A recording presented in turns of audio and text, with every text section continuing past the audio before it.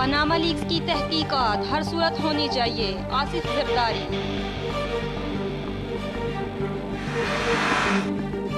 पाकिस्तानियों के लिए खुशखबरी, अमेरिका ने वीजा इस्तिस्ना प्रोग्राम में पाकिस्तान को भी शामिल कर लिया। लाहौर में मकान की छत गिरने से 2 बच्चियों समेत 5 खवातीन जाँ बहक।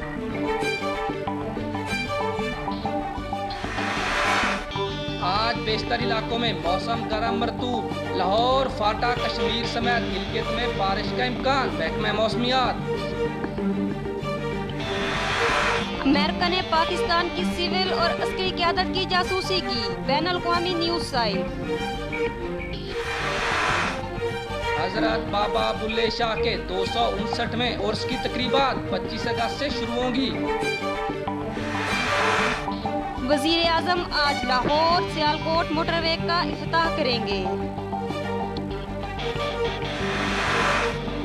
डेरा बुगती संसीला में बारूदी सुरंग का धमाका, 3 सिक्योरिटी एहलकार जख्मी।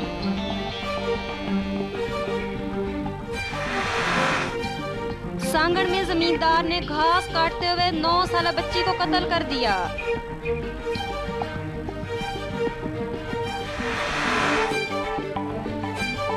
लाहौर से लापता होने वाली 4 लड़कियां रावलपिंडी से मिल गईं।